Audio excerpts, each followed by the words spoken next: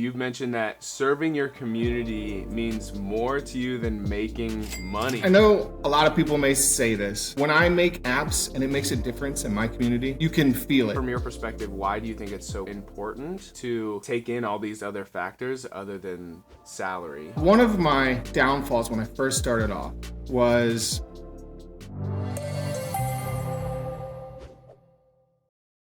Hey, welcome to this week's episode of Power Talks, and today I am joined by special guest Andrew Hess. And now, Andrew, I wanted to ask you, in getting to know you, you've mentioned that serving your community means more to you than making money. Now, I feel like that might be a contrast to some of the people in this space, right, and things you see on LinkedIn. I mean, can you elaborate on what drives this passion of yours and how it influences your work? I know a lot of people may say this, but I definitely feel it, right? So I've worked in the private sector and I've worked for the government also. And there's just a different feeling when you get and you're helping your community. So I work actually in a smaller public sector. And pretty much when I make apps and it makes a difference in my community, you can feel it. And people don't even know they're using your apps. It's kind of funny. So I've worked in the private sector, like I've worked for Krispy Kreme, I've worked for Daimler and Reynolds Paper. And when I worked for them, those are some of the big names.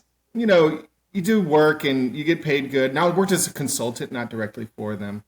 And, you do some accomplishments there. But when you work for the actual government, like I worked for the state of North Carolina, now I work for Wake County, it's just...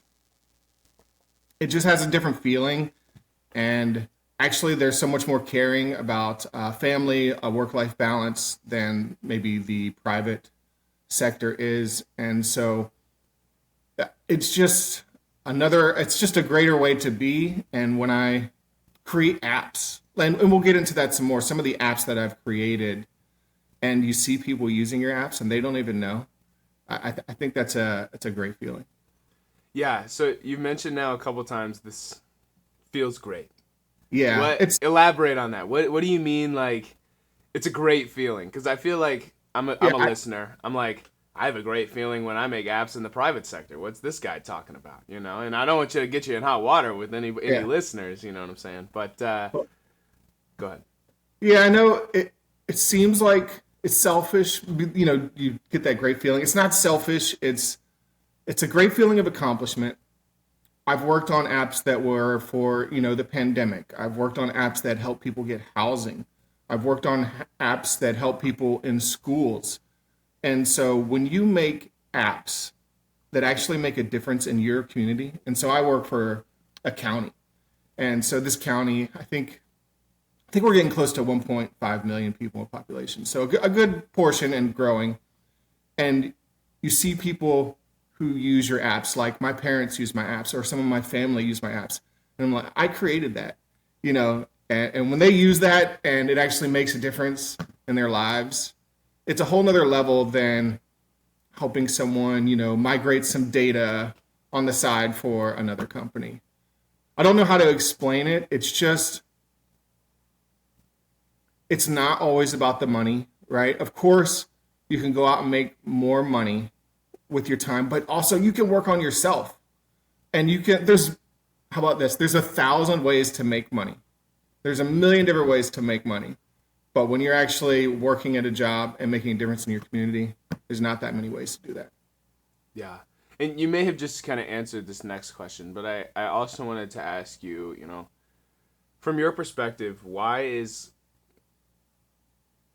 making money not the only thing to consider when looking for a job? Like, what are some other things that, and you've kind of mentioned this feeling of, helping your community and whatever, but like, why do you value this? I don't feel like everybody, I struggle to value this at times. Like, I will definitely put myself in that boat, right? And like, so I guess from your perspective, why do you think it's so important to take in all these other factors other than salary for, when looking for jobs? So I think starting off actually did matter. So right out of college, I was thinking, okay, I want a great salary, right? And that's maybe where it matters more. But as you grow older, and I'm not that old, I'm in my late 30s right now. But as you start getting older, you start realizing, okay, there are other ways that I can make money without, working for someone else. And maybe that's the entrepreneurship in me, right? I have my own YouTube. I started my own businesses. I have a business on the side. All this is known. And there's actually you can make more money. I don't want to say that, but you can make more money working for yourself always, of course. But starting off, I do think it's important. But as you start to get, grow a little bit older, you start thinking, maybe if I made a difference in my community and also worked on the side, I can probably make the same amount of money or a little bit more than working for in the private sector. Also, I guess another thing is maybe I was not as good for working in the private sector. Maybe that's one of my weaknesses is working for the private sector. I was selling other people's products and maybe I didn't always agree with them, or maybe I thought this could be fixed, and it wasn't as the low-level consultant, it wasn't my job to fix their products, and I wasn't very good at selling other people's products. So I can go into this more. My first job was like a startup in America, and I had to do every single part of the job, right? I had to write SOWs, I had to do sales, I had to develop the apps, I had to train. So every single part of it. And that was also really, really valuable. And learning all those things was really valuable, but it also, taught me some of the other side of the private sector and sales. And maybe that's not my strength. I maybe am too honest. That might be a problem, and not as good for a salesman. Yeah. Okay. Okay. So my next question is then, and this it sounds very related, and maybe it is, maybe it isn't, and this is, I think, a conversation on the spot, but this attitude and mindset of being a contributor, like understanding that this is bigger than just myself or my bank account, right? But how does this also play into why you enjoy contributing to the community through your YouTube channel and everything else that you do? Is that just another extension of this attitude, or is there something else that's driving that? Oh yeah. So I feel like we may get into this more later, but one of my downfalls when I first started off was I didn't share as much. I kept my head down. I tried to learn everything I wanted to. I was this sponge that was just taking in knowledge and learning from everybody, but I didn't share as much. And I wasn't as successful until I started sharing. Once I started sharing my knowledge and sharing it with my coworkers, then I started getting recognition. And the management started noticing, okay, this guy is sharing knowledge and it's making the whole team better. And also he's learning from the team and he's able to accept other people's thoughts and also, even accept when you're wrong. That's another thing is, okay, maybe I was wrong, or maybe I was right and we went a different way, but we're still able to, get to the same goal. And I think that's where this comes into is sharing. And also with Microsoft Technologies, it's going so fast. It's going way too fast. If you think you can learn it all, you probably can't. I mean, maybe there's someone out there who can learn everything. No shot. Yeah, as soon as you start learning, it's changed tomorrow. So you have to depend on your coworkers. Oh, this is where they moved that button. Oh, they added lists to SharePoint now, and every view is different, and you can't filter the same. So you have to depend on other people, and when you learn from them, it's very valuable. It's going way too fast to try and learn it all yourself. Yeah. So, okay, you were mentioning something that I think I want to hammer on a little bit where, excuse me. So I work fully remote. I don't know if you work fully remote or hybrid, but most viewers, most listeners also at least are somewhat remote in their current role. And I feel like that's fairly common for a lot of us Power Platform, Microsoft Dynamics consultants and Yep.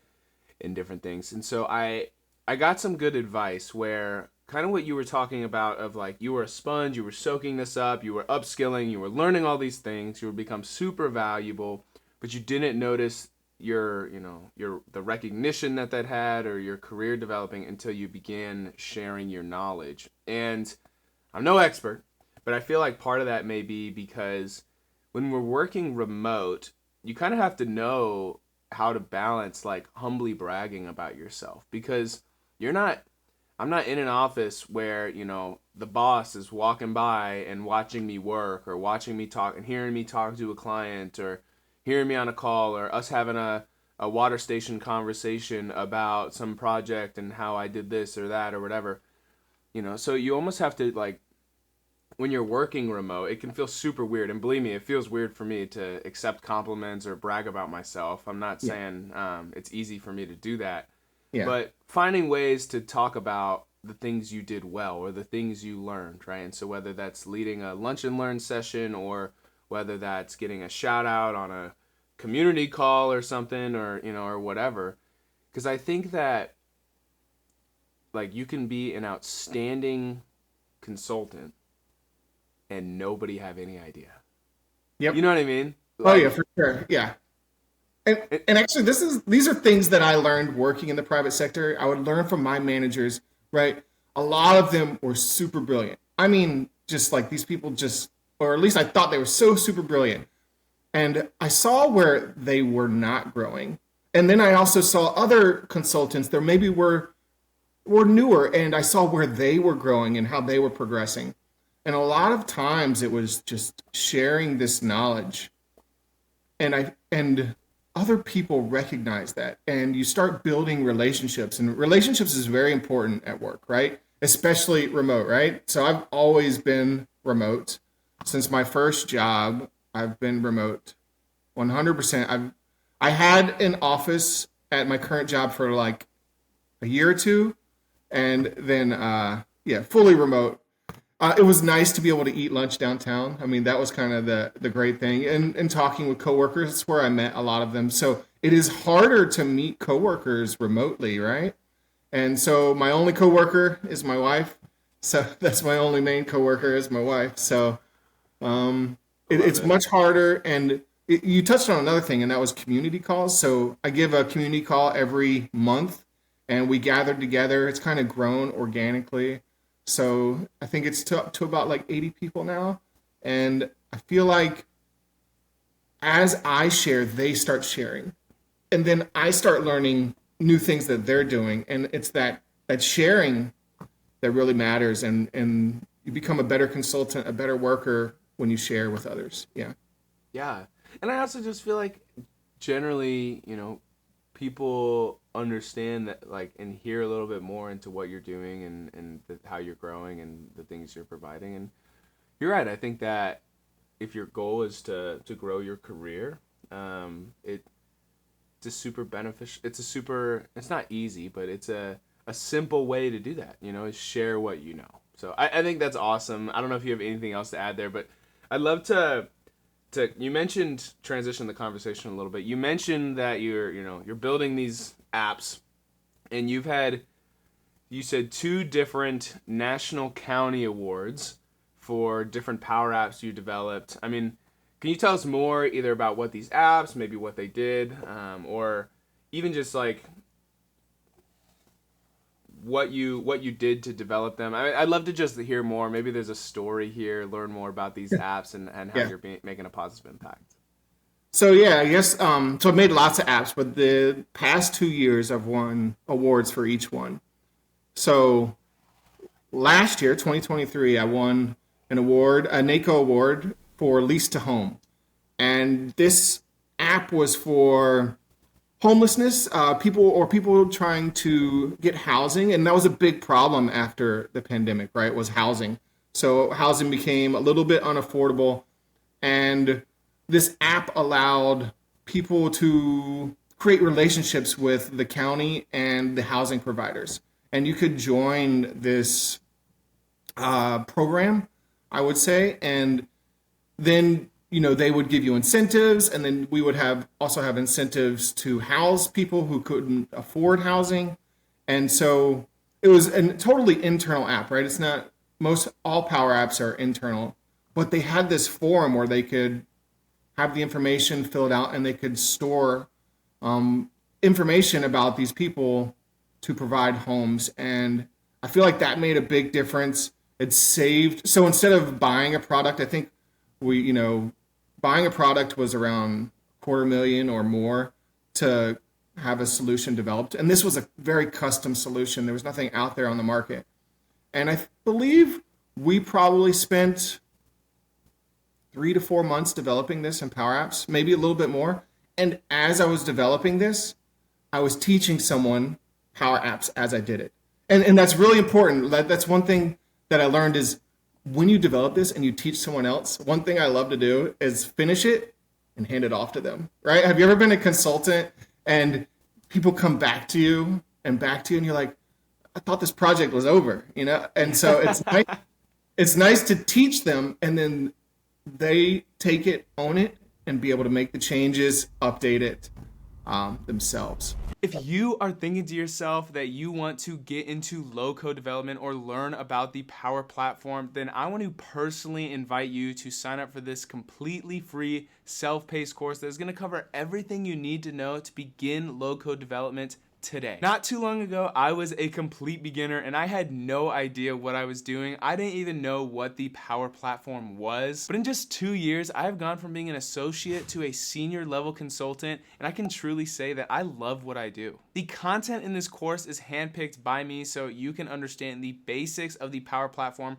and ultimately be prepared to take the PL 900 certification if that's something you're interested in. If you are interested, be sure to follow the first link in the description down below, and do not forget to use the promo code YouTube at checkout in order to get the course for completely free. This is going to give you immediate access to the entire course so that you can start to change your future today. Now, let's get back to the conversation.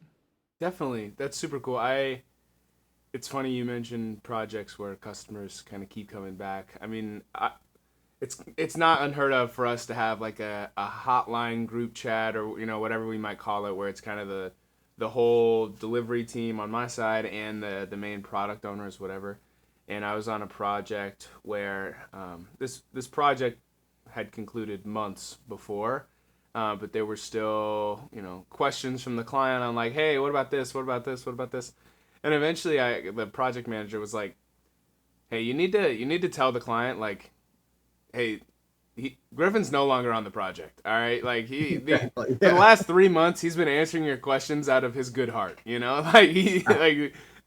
that's funny you mentioned that.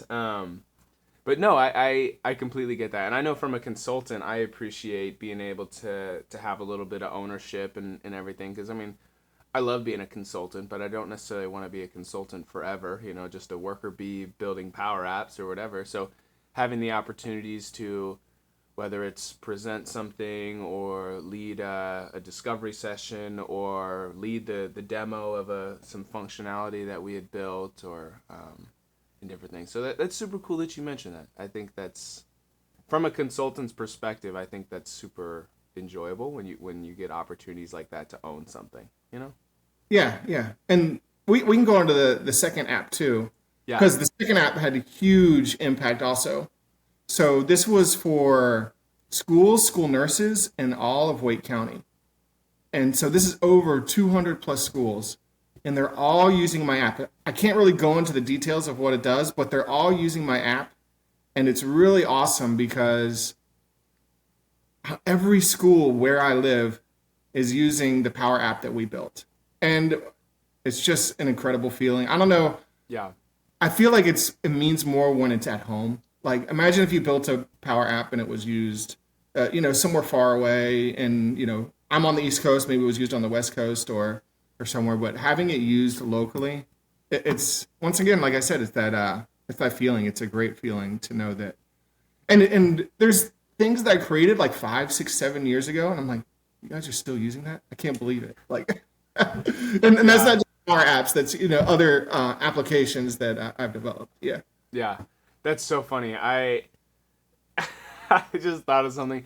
I have phenomenal parents. I love my mom, but I know she's absolutely not listening to this conversation. I feel like that would be the day I make it, when my mom is using a Power App that I built. That would be that's like the pinnacle of success. I feel like for me. Well, But that was more of a Microsoft form with Power Automate. That there one. we go. There we Yeah, go. Yeah. my mom used a Microsoft form with a Power Automate. I thought that was pretty neat. Yeah. Still, if my mom is using something on it that has a flow that I built or something, that would be pretty cool. I'd have to tell her. Yeah. And I'm sure she's already proud, but I'm sure she'd have a big smile. But Yeah. I love hearing about your successes, and truly, but in getting to know you as well, you use the term failure is growth. Now, I don't disagree with this statement. I would love to hear, can you share maybe a significant failure in your career, or something that happened that helped shape your career in a way? I'm enjoying the story time with you, that helped your development as a professional, or maybe just why do you believe failure is growth is such a is some advice that you hold dear. I was stubborn right out of college. I was very stubborn, and I wanted to keep all my knowledge to myself. I thought, well, I'm great. I'm going to keep all the knowledge to myself. But once I started teaching others, that's where I kind of broke free. I almost became introverted to extroverted, like slowly, as most developers were very introverted, heads down, kind of in a cubicle kind of way. And as soon as I became extroverted, started sharing, started my YouTube, that's where I started breaking barriers and breaking out of my box.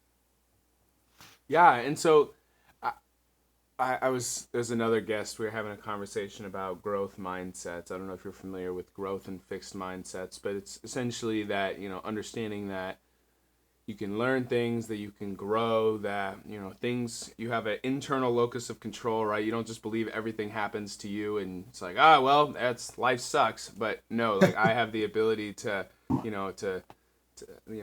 the ball's in my hands, I guess, so to speak, and the ability to develop my career, or change what my future looks like, or the impact I'm making on my community, or how much money I'm making, right? That these are all things that I can control, and that if I can upskill myself, if I can learn through failure, then I can go and get that. And so I'm a huge believer in that. I feel like that just understanding that. Yeah, I'll share a story. I'm asking you for all these stories. So, Yeah. I was on a project and I was fairly new. I didn't have a ton of, I mean, I can't say now I have a ton of experience either, but, I had almost no experience, and I was building a Power Automate flow, which I do not have a computer science background or anything, so Power Automate flow, especially at the beginning, Power Automate at the very beginning was like, whoa, this is super technical, Is it? Okay. Okay. That, from Yeah. my perspective, I'm an Good entrepreneurship to hear. major Yeah. and an accounting major. And when I first started, I'm like, what is going on here? Well, anyway, so that's me coming into the situation. And basically, long story short, I had created a flow where the final action was a data verse, update a row. And that same record that I was updating would re-trigger the flow. Good trigger. Yeah. I hadn't protected against it in the trigger and Yeah. whatever. Classic mistake. You already knew what I was going to say before I said it. So Yeah. essentially, Probably created a trigger condition to fix it. That's my guess. exactly. Easy fix, Yeah. but I didn't know what was going on. Well, anyways, I think I did that, Friday afternoon, whatever, and I got a message early Monday morning, in Teams, like, what did you do? I'm like, what are you talking about? I was just working on a flow, whatever. I had no idea. I'm not gonna say how many runs it had, but Yep. an insane amount of runs all weekend, because nobody was on. It was just going. But, in that, it was like, oh, you gotta be kidding me. Like felt pretty beat up. I was definitely in hot water, at least from my architect. But now that has never happened again. I make sure that I have my select columns filled out and my Power Automate triggers, and and so I definitely, that's a little practical example that I don't mind sharing. But even just in broader things, I mean, I know you create YouTube content as well. When I first started about a year ago, as of time of recording this, I have zero video editing, video production experience, zero YouTube experience. And so really just learning through, all right, this camera angle sucks of me talking. This let me make it better. This lighting is terrible. This thumbnail is terrible, right? So just like failure through it and whatever, or this video got no views or, whatever. So definitely. So I definitely consider that as a positive trait. I don't know if you have anything else to add there before I move on. So there's definitely some things, right? So when I first started my YouTube, it was terrible. When I first started Power Apps, I thought it was terrible. If I look back at it, I'm like, oh my gosh, this was so bad. And it's just kind of that learning. This is what software developers do. I feel like that's kind of how I describe how I work. Because I try something, I write code, then I bang my head against my desk, and then I try again, that's kind of that perseverance, right? That's how you develop things, and especially, and we may get into this more in the project management lifecycle, in agile project management. That's all it's about, is this iteration of, okay, that worked, this didn't work. Okay, that worked, this didn't work. What was successful, what was a failure, what can we do today to make it better? And that's that growth right there. So fail, fix it. Fail, fix it. Fail, fix it. Yeah. Absolutely. It's funny. I pulled up your channel just because I wanted to fact check myself. So you got 165 videos, and I understand it looks like some of those are short, some of them are long form videos. And like for myself, it's funny. I think I have, I don't know, probably like 70 long form videos or so, and they're all very different. But like if you don't, nobody go back and watch my first few videos. All right, I think they're terrible. But so that's funny you mentioned that, and just getting better and better over time. I think that's awesome. I wanted to, you kind of talking about the skills and the mindset that we need to have as far as being successful in the Power Platform. You also mentioned that it's been beneficial for you as a Power Platform consultant developer to have some full stack development skills kind of in their toolkit. And like I was saying, I'm very different in that way. I kind of wanted to ask you, why do you feel that it's so beneficial for Power Platform developers, consultants, people in the space to at least have some coding and development background? And you're not the first guest to say this, but I'd love to hear your perspective on that. So my perspective is not like you should have this or you shouldn't have this. Like I'm going to the Power Platform conference very soon, and I've been to these conferences before, and you'll find people that say full stack is better, low code, no code is better, or this is better, and I don't believe that.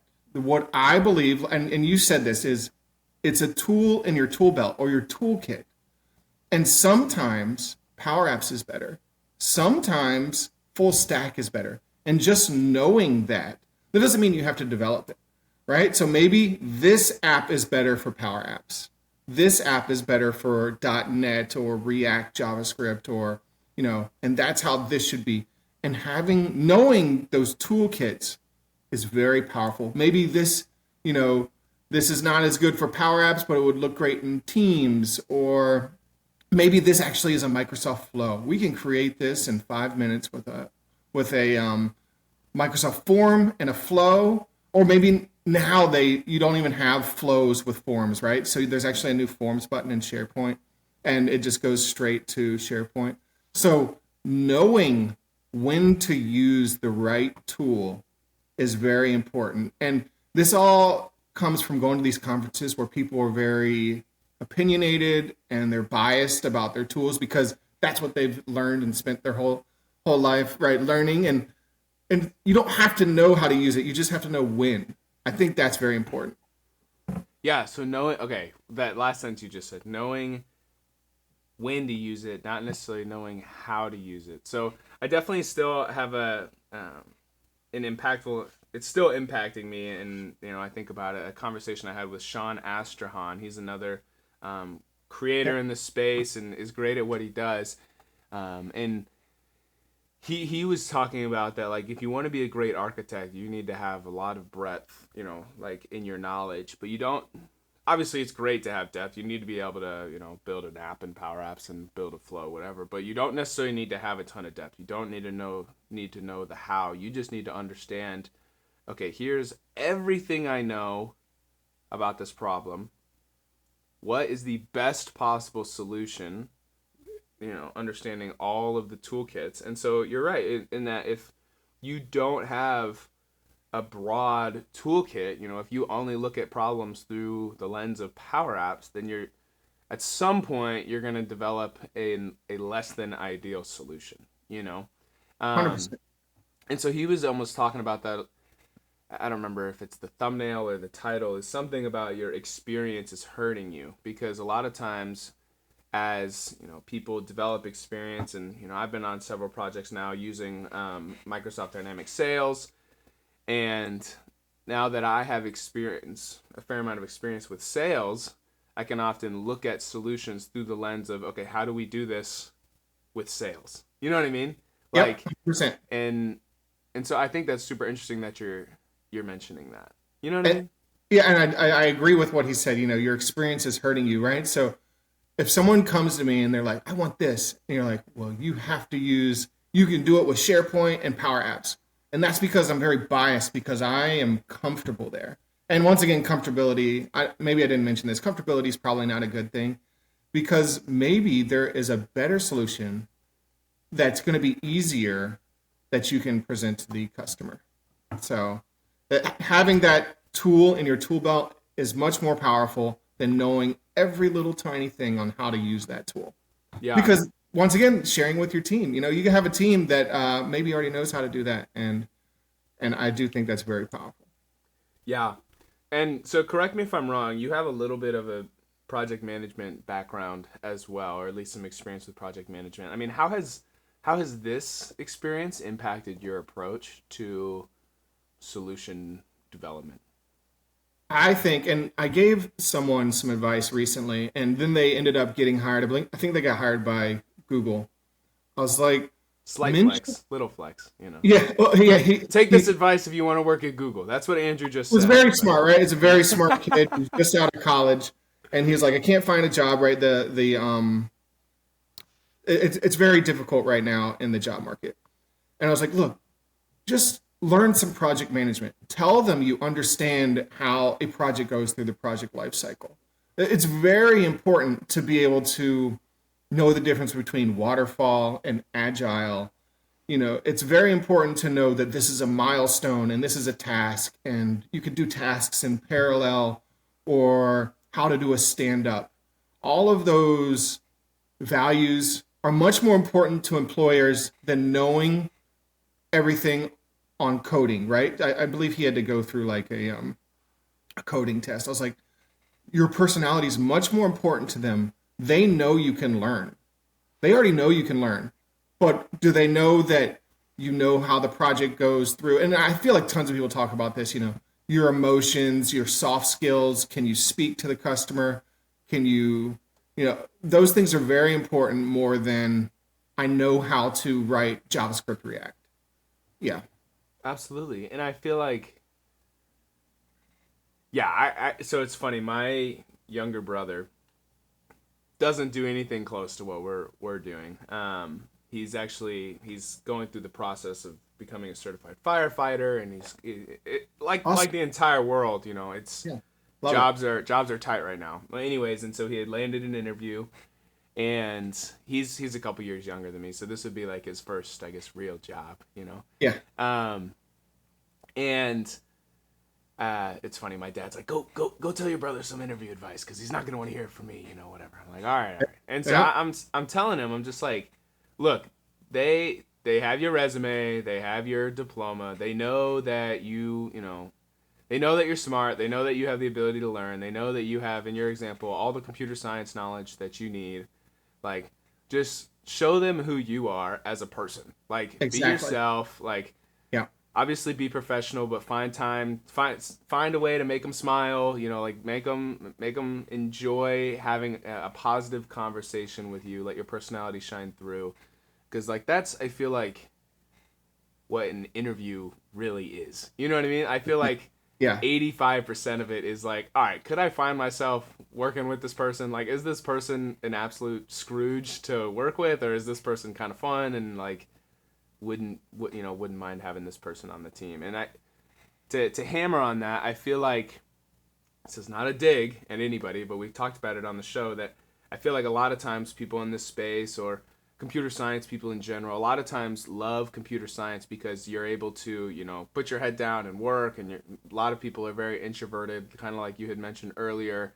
Hmm. But I feel like if you can combine, some of these interpersonal skills with that technical knowledge, it's just like, boom, like the ability to grow. You know, I Yeah. don't know if that makes sense, but No, 100%. This is what I've been thinking, and I haven't told anybody this that much. But with AI is kind of, it's competition with our positions. With AI, people are going to be able to code faster. The entry to coding is going to be lower. So what's important is these soft skills, right? Can you talk? Anybody can go to AI and say, "Hey, make me," or maybe in 5 years, you make me an app that does this. Da, da, da, da. Like, that's actually that's trouble for us software developers. But developing those soft skills, speaking, working as a team, and your personality, emotional intelligence, I think they're going to be more and more valuable for getting hired in the future with AI. yeah, Yeah. absolutely. I kind of wanted to ask you as well, and I'd love to sit on this for a few minutes. Is maybe you were just getting into this, but like, what's one piece of advice that you would give yourself during like what's one piece of advice that you would tell yourself when you were just starting your career? I did some LinkedIn research. I think this was maybe, Oh, nice. started as a consultant 10 or so years ago. Could be Yeah. wrong if your LinkedIn's not up to date, no, I'm just kidding. Yeah. But so what advice would you tell yourself, 10 years ago, 8 years ago, whatever, that you now know that you feel like you didn't have then? So it's going to go back to your story a little bit, and that is, relax some. Don't worry about those mistakes you make when you destroy a Power Automate and it runs all weekend in an infinite loop. Just relax. Everybody makes mistakes, especially at the beginning. Um, Also, don't compete so hard. I tried, and when I first started off, I played a good bit of sports. I played baseball, I played hockey, and that competitive drive in me was very strong there. And don't compete so hard; you'll exhaust yourself. There's always someone better than you. Maybe that's bad to think, but there's always someone better than you. And as soon as you tell someone you know everything, they're going to prove you wrong. So Yeah. don't compete so hard. And then the other is, best to start helping others. The more you start helping others, the more you start learning, and you both grow together, stronger, better, faster. That's where Yeah. the real success is. Yeah. I love that second point of not competing because, and this I feel like ties everything we've talked about is that you're not going to know everything. It's impossible to. And something I've talked about with other people on the show is like being authentic, being sure if you don't know something to say you don't know something. Yeah. There's a good book out there called Getting Naked. Um, is it by Pat Lencioni? Yeah, by Pat Lencioni. He's kind of like this consultant, Mhm. business author, and it really is just this idea of like, don't be too big for your britches. Be who you are. If you don't know something, don't act like you know everything. Be Yeah. confident when you know, and when you don't know, share that because then that way, if sometimes you say you don't know something, it makes the times when you say you know something like have some validity, like it has some substance to it. You know what I mean? As opposed to just like this guy always says he knows everything and sometimes he Yeah. doesn't. So, um, and that's funny you mentioned like the athlete in you, the competitive drive in you, because I feel like I relate to that very much. In that a lot of times I can, see it almost as like, oh, I'm in the weight room right now. I'm practicing in a sense Yeah. of like Yeah. I'm studying for this cert or banging my head against the wall on this Power Automate syntax and like just trying to figure it out. I'm grinding right now. Yeah, exactly. Yeah. In different things. But no, I think that's super awesome. And then the final point there of just like sharing your knowledge and different things.